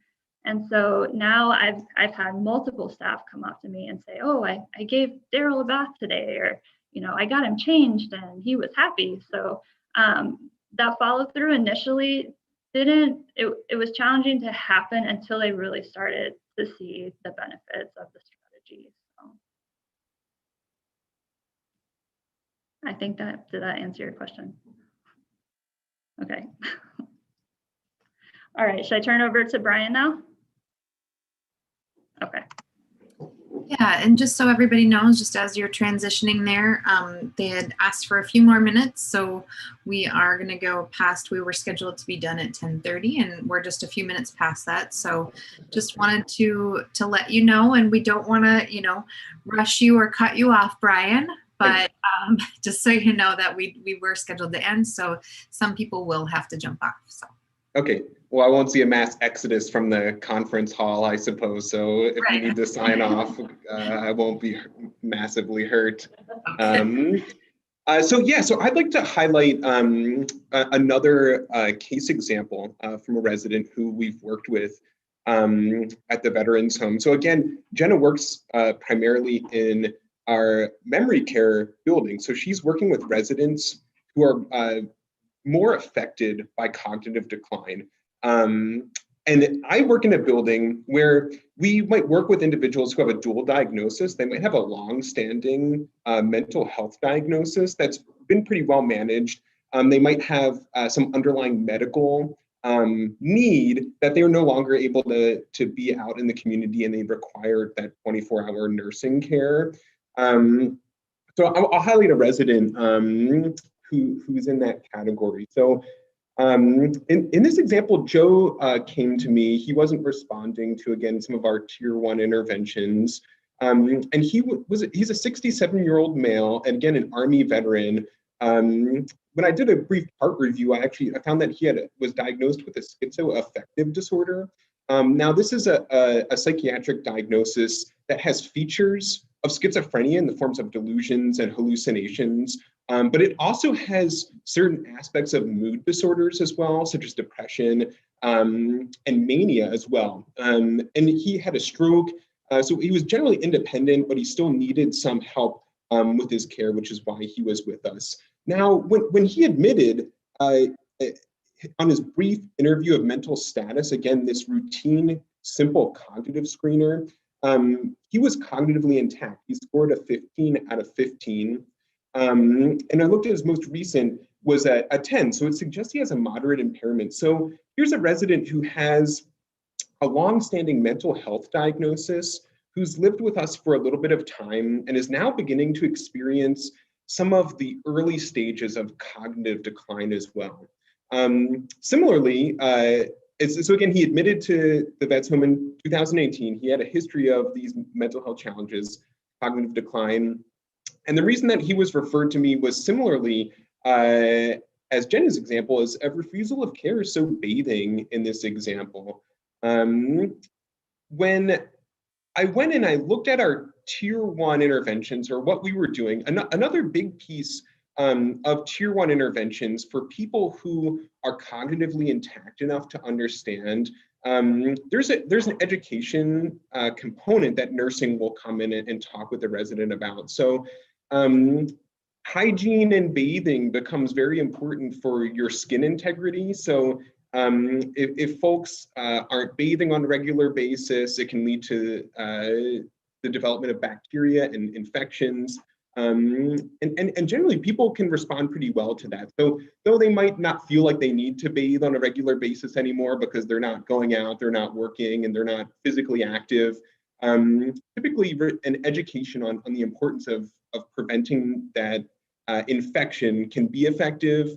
Again, we were similarly reapproaching with different staff.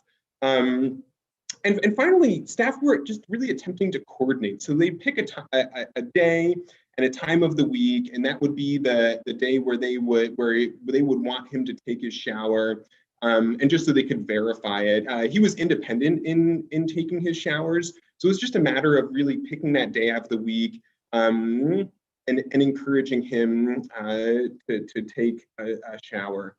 But he wasn't responding to these tier 1 interventions.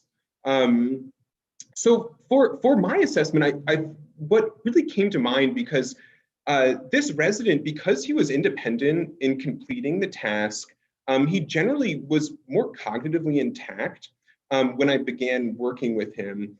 And it reminded me a lot of the performance diagnostic checklist, the human services edition. So looking at, in that case, an assessment, looking at the performance of employees in a workplace and why they might not do it, even though they oughta, shoulda, really wanna do the behavior.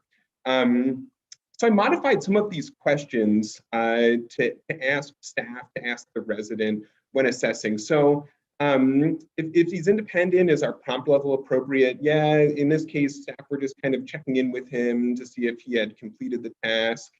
Is there any preference? The resident in this case, didn't have any preference. Can he describe the task? So can he describe taking a shower and when it should be performed? He was able to do that when I talked with him. Is he given a choice in how the task is completed? So we were giving him a choice whether he wanted to take a shower in his private room or if he wanted to take a bath in our spa. He was given a lot of choice and time of day, day of the week that he were to complete the task. Looking at response effort too, like was it challenging for him, or could we make it easier in any way to make it more likely the performance occurred?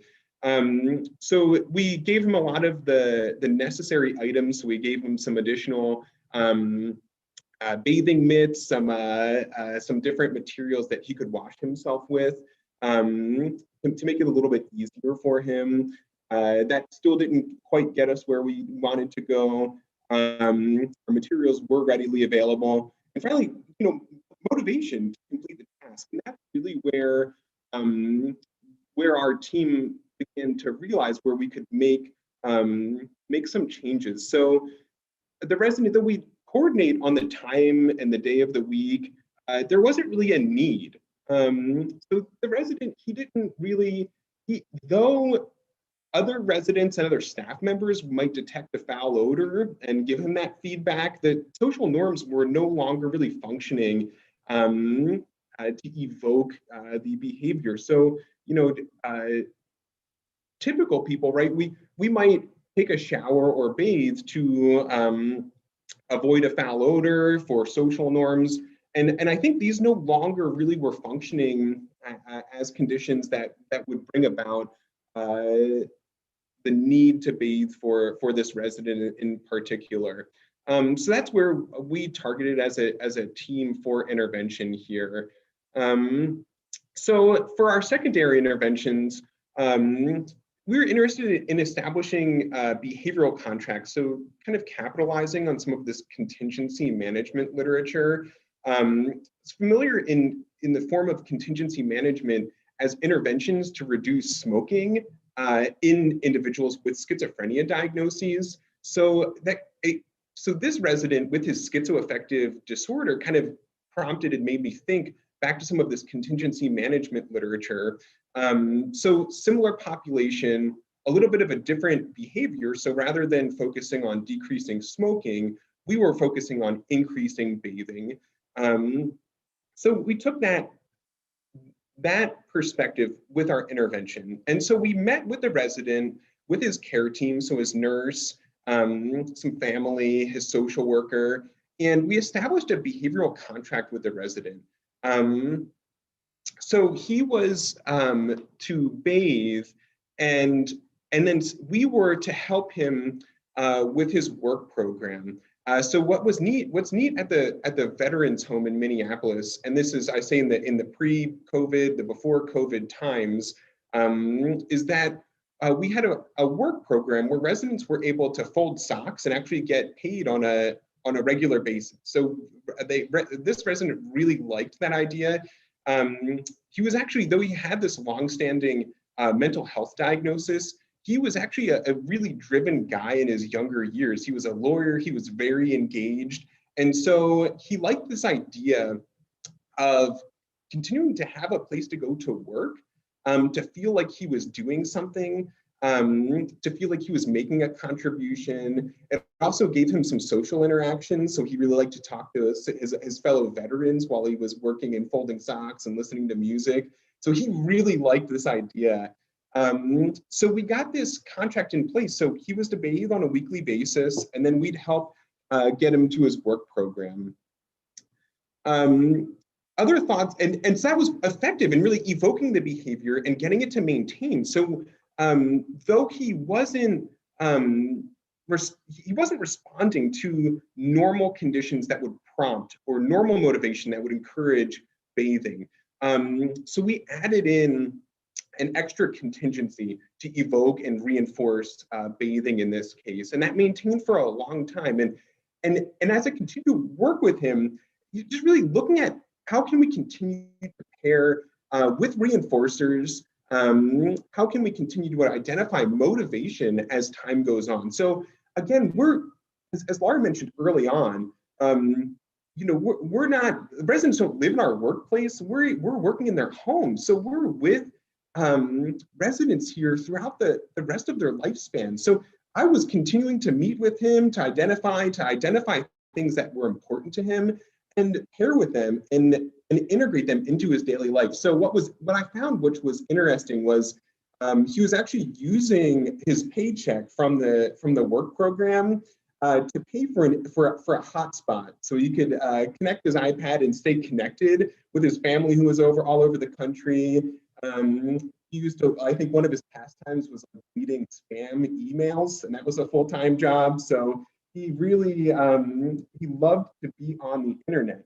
And what I discovered is that when you're using a hotspot, you have a finite amount of high-speed data per month. And what would happen is he would burn through his high-speed data in like 3 days. and then he'd get throttled down to and deprioritized on the data stream, and operating at a snail's pace for the rest of the month was generally pretty frustrating for him. So he was really excited when I found that we could get him an iPad that was enabled with cellular data, and then he could just have unlimited data on his iPad and just be operating on full cylinders for the full month. So he was so excited about this and so motivated that he set up an appointment at the salon. We have a barbershop or a salon here at the vet's home. So he set an appointment up to go to this barbershop and salon.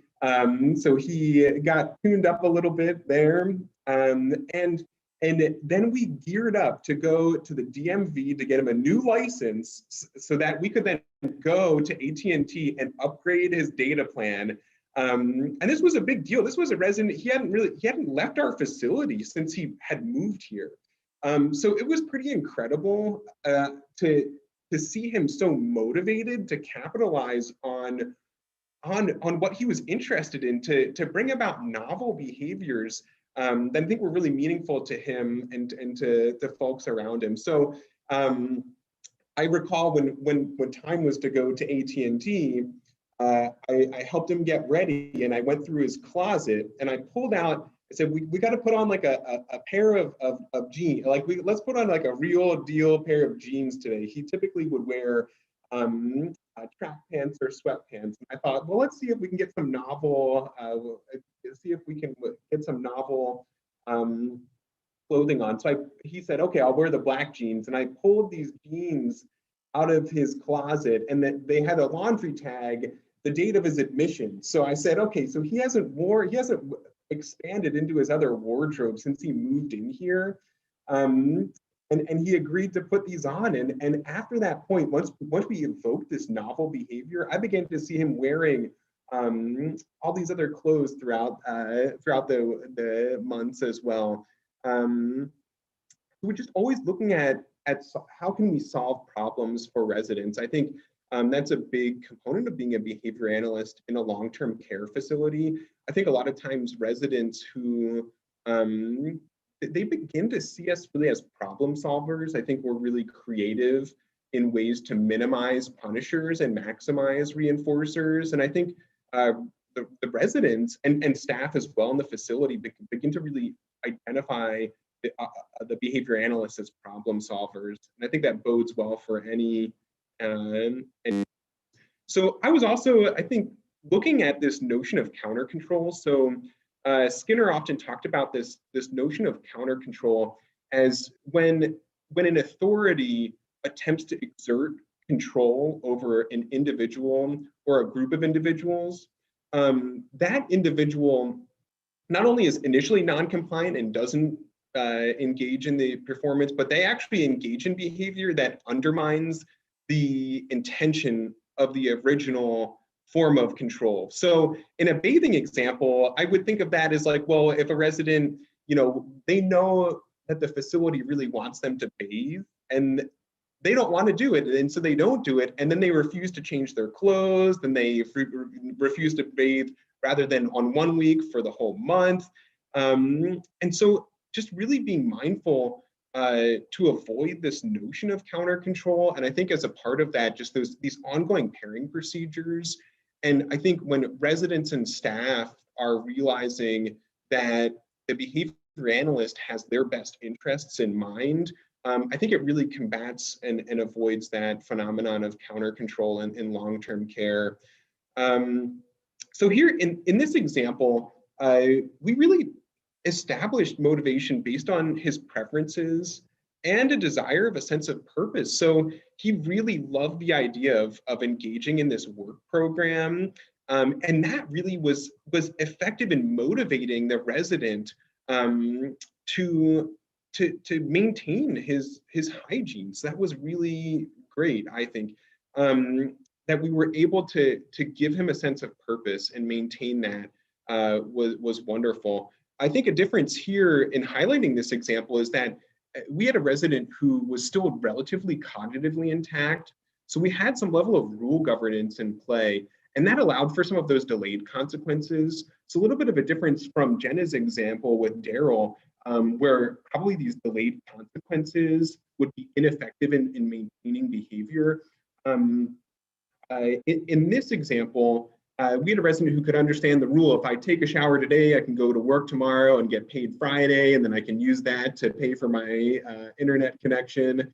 So we were able to capitalize on that a little bit more in this example. So again, we had some improved hygiene. So I think another big part of that too was that this resident, he loved to talk to his buddies while he was folding socks. He loved to have meals with his friends as well. And when his hygiene was not good, all the other residents, they would notice that. They would not want to be around him. They might make comments about, oh, can you get this guy a shower or something along those lines? And when his hygiene improved, it really improved his relationships with other residents, with his family members. And I think really we were able to maintain a good sense of purpose for this resident as well. So just as a brief summary to tie things together, you know, here at the Veterans Home, it's a very unique model, I think, for behavioral interventions in a long-term care facility. So again, we have roughly 300 residents who live here. And once they walk in the door, they're involved in a tiered approach to intervention. So in that level 1 intervention, we're looking at general approaches that are effective for a large portion of residents who live here. So again, that's tying in some of that hand-in-hand training, where we're looking at training staff on how to talk to a resident who has dementia. We're talking about how to identify some common reasons that challenging behavior occurs and how to avoid that. And we find that around 85 to 90% of our residents respond to that universal stage or those initial interventions. If residents don't respond to those initial interventions, then we'll increase their level of supports to the next level. And that generally involves more involvement from the behavioral health services department here. So that's not only the behavior analysts, Laura, Jenna, and I, but that's also additional supports from our psychologists who are behaviorally oriented, but also have experience in existential psychology. So they're working with residents on finding meaning in the present, in the past, or in the future, and how to live their best lives while they live in the Veterans Home here. If residents don't respond to that second tier of intervention, we only have but a handful of residents. I think really we generally have less than 1% of our residents are in that third stage, and we don't plan for them to be there very long. So our ultimate goal is to get really effective interventions in and to bump residents down to a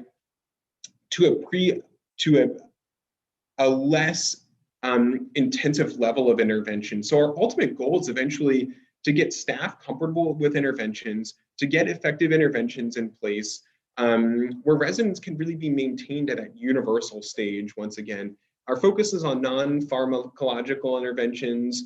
And what's really nice is that we can collaborate with all the stakeholders involved. So whether that's a nursing assistant working directly with the resident on a daily basis, if that's a nurse who's administering medications, if that's a family member and the resident themselves who want the best possible life for their loved one as well. And so I threw get a cab in there just because I think we're always, we get to remind ourselves to get a cab in this COVID world. And so I think as our life changes, we're always asking ourselves, and it doesn't matter, right? If we're in long-term care or if we're in a school-based setting or the community-based setting, the COVID-19 world has really changed the way that we operate in our environments. And we're always striving to remind ourselves how we can have an intervention that's generalizable, that's effective, that's technological, that's applied, that relies on conceptual systems, that's analytic, and finally focuses on the behavior of anyone involved. Brian, I have to say, I'm so happy to be with a lot of other behavior analysts. It's fun to hear all of the ways that we're using our science in different settings. I do have to say that we might have to stop the questions and things. I actually could leave the Zoom session open, but I'm going to have to stop the stream because we actually have another webinar that is starting in 5 minutes. Okay. So I'm going to have to go for that. But what I can do is I can leave the Zoom room open. And then if you want to take any questions, it just won't be recorded, which is fine for questions anyways. And I think I will turn it over to Garrett to wrap up our slides here. And I just want to say thank you very much. You've all been wonderful. And again, Yeah, thank you guys so much for the opportunity. yeah. So I'm going to turn it over to Garrett and Muna and